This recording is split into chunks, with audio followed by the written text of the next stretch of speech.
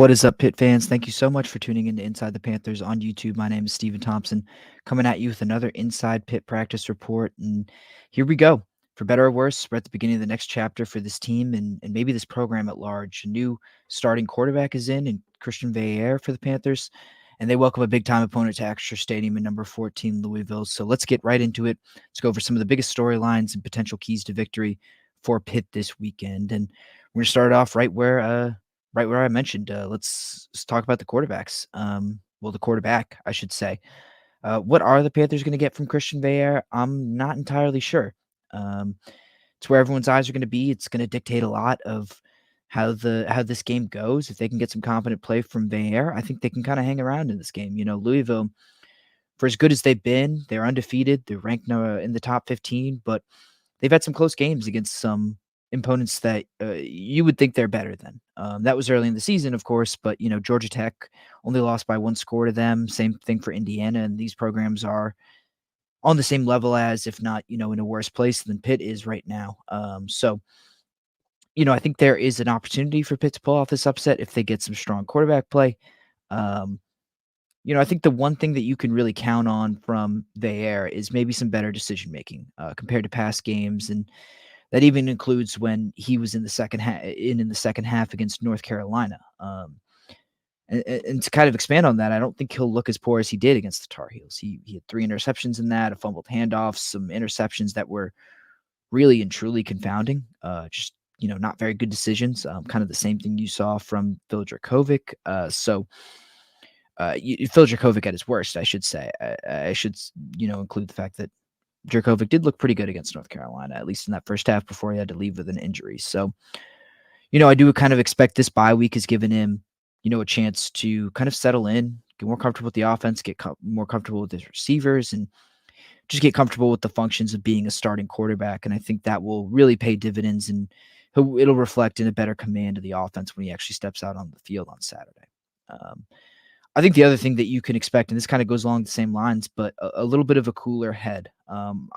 It's kind of remains to be seen how it plays out on the field. But by all accounts, it seems like Veillere is a really calm and collected guy that isn't very rattled by big lights. I'm basing that off of one interview that we did with him this week, but a meeting in the team room is with local media is very different from the bright lights of a stadium and live game action against a really good opponent. But I don't know. I just get a sense that this kid is not rattled easily, and I think I kind of got that same sense from Pat Narduzzi when we talked to him today. That they really have faith in this kid, not just as a player. I think he's got a good arm and he's got some talent, but I think they believe in his mental capacity and his personality and his makeup and his leadership skills as well. And I think that's part of why he got elevated to this role and why he won the backup job over Nate Yarnell, a guy that they trust, a guy who's been in the system for a while, and a guy that they like as well. So there's some other questions about Pitt's offense as well. I think the biggest one being, can they pass protect a little bit better? I think you've started to see some improvements with the run game, but from top to down, it's pretty clear that pass protection has been the biggest issue cited by the Panthers this week as they try to think about, where they can improve along the offensive line. This is a tall order to pass protect a little bit better against a team that sacked Notre Dame's Sam Hartman 5 times last week. Ashton Guillette, 6.5 sacks in 6 games, is a dude to watch for Louisville, number 9 in your program. But, as Dave Borbley, the offensive line coach, pointed out to us, they don't have just one good pass rusher. He said 6. I don't know, I'm not sure how many of those guys you'll see, but, they have a plenty of good, pass rushers on that line, and they'll need a pretty good performance from up and down the offensive line to really make this thing work and to support Christian Veillere, and then to also support the other facets of this offense, the receivers, the running game. So I think continuity should really help this unit, and I think, as we kind of move along, that unit will only get better with time. This is the 3rd game in a row that the starting 5 will be together. That's pending a return from Jake Cradle that is possible. I think that's probably not likely, but we'll see.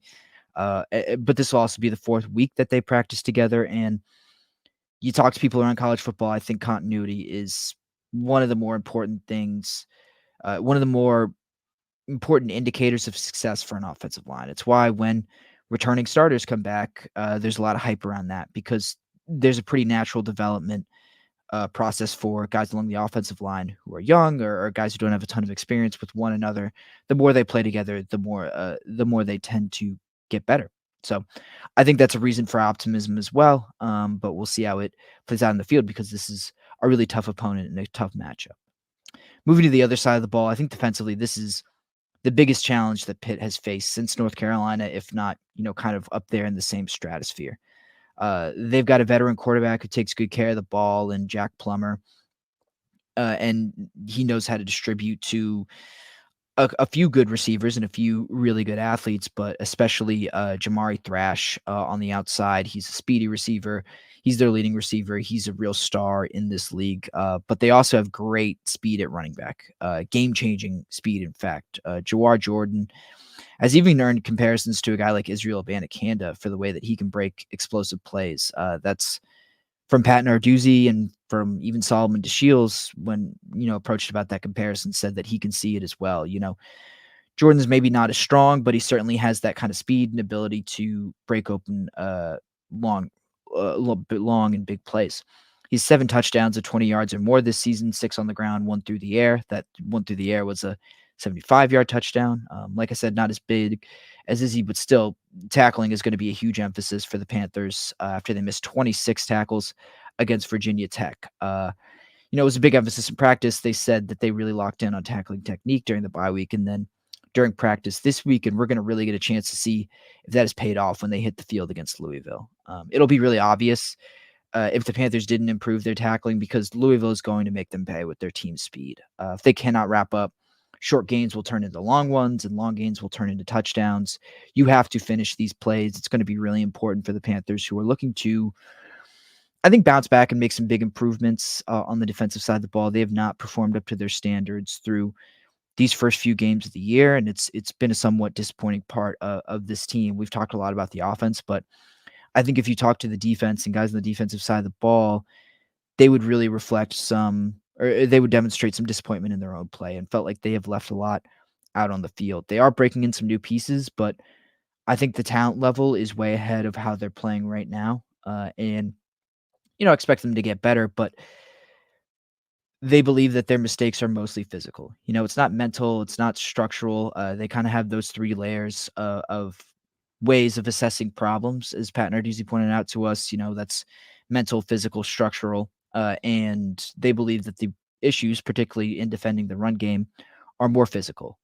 Just wrapping up, being there, and really getting on guys instead of trying to dive to make shoestring tackles, making sure you put a chest on guys, wrap up, and really make a play. So, like I said, we're going to really see if that stuff pays off. I kind of tend to agree that for the most part, Pitt's in the right spots, even when they give up long runs. I think that was most evident against Virginia Tech. To miss a tackle, you kind of got to be there to miss it. You got to be within range of the ball carrier, and for the most part, I felt like they were there, just not wrapping up and not finishing off plays. I think that also applies to a guy like Dayon Hayes, who is maybe underwhelmed a little bit. I think just 2.5 sacks or 2 sacks through 5 games, excuse me. And this was a guy that people really thought was going to be a superstar. I think he still can be, and I think he will start to kind of pick up steam as the year goes on. That's what Narduzzi told us today, that he still has a lot of faith in Hayes to be the kind of superstar pass rusher, kind of the next great Pitt pass rusher that they expect him to be, but it all comes down to finishing plays. And I think that also applies to the rest of the defense as well. If you can't bring guys down, it doesn't really matter if you're in the right spot. You might as well just be letting them run straight through the defense. So, like I said, we're going to see how that plays out on the field and how the rest of the things I talk about actually play out on the field. But I think the general consensus is the Panthers aren't that far away from really unlocking a different level of play and some more encouraging signs as they hit the second half of the year. So with that, I'm headed out of here. Thank you all for tuning into another Inside Pitt Practice Report. Make sure to stay tuned with us through the end of this week and into Saturday for some more insight and analysis of the Panthers game against Louisville. So make sure to like this video and subscribe to us on YouTube. That's youtube.com/@InsideThePanthers, and follow all of our reporting from the Louisville game at InsideThePanthers.com. Once again, thanks for tuning in, and I'll see you next time.